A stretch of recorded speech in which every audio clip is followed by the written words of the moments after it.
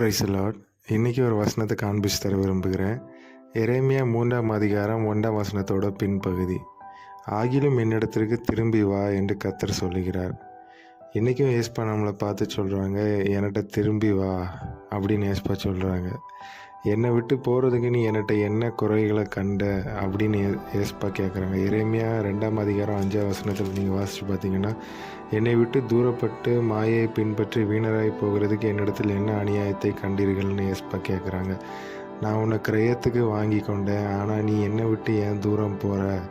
நீங்கள் அந்த 3ஆம் அதிகாரம் 1ஆம் வசனத்தை வாசித்து பார்த்தீங்கன்னா, அதில் மேல் பகுதியில் ஒரு ஸ்திரீ அநேக நேசர்கள்கிட்ட பின்பற்றி அவள் போகிறத பார்க்கலாம். அது அப்படி போன பிறகு தான் ஏஸ்பா சொல்கிறாங்க, நீ அப்படி போனது கூட ஓகே, ஆனால் நீ என்கிட்ட திரும்பி வா அப்படின்னு ஏஸ்பாக்கு சொல்கிறாங்க.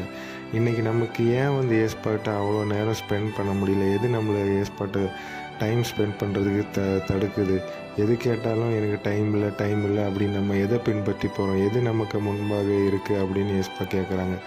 நம்ம வேலையா, படிப்பா, இல்லை நமக்கு இருக்க அந்த என்டர்டெயின்மெண்ட்டுக்கு நம்ம கொடுக்குற முக்கியத்துவமா, இல்லை அந்த இச்சையினால் இழுக்கப்பட்டு வேறு எங்கேயாவது போகிறதுனால நமக்கு டைம் இல்லையா அப்படின்னு ஏஸ்பா கேட்குறாங்க.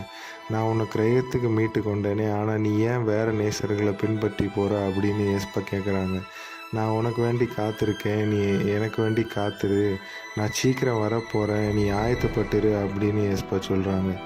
மனவாட்டி ஆகிய நம்ம காத்திருக்கணும் அப்படின்னு ஏஸ்பா விரும்புகிறாங்க.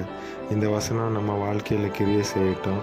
நம்ம சிந்திப்போம், எதில் நம்ம பிடிப்பட்டு இருக்கோம் அப்படின்னு நம்ம ஒருக்கா இருந்து யோசித்து பார்ப்போம்.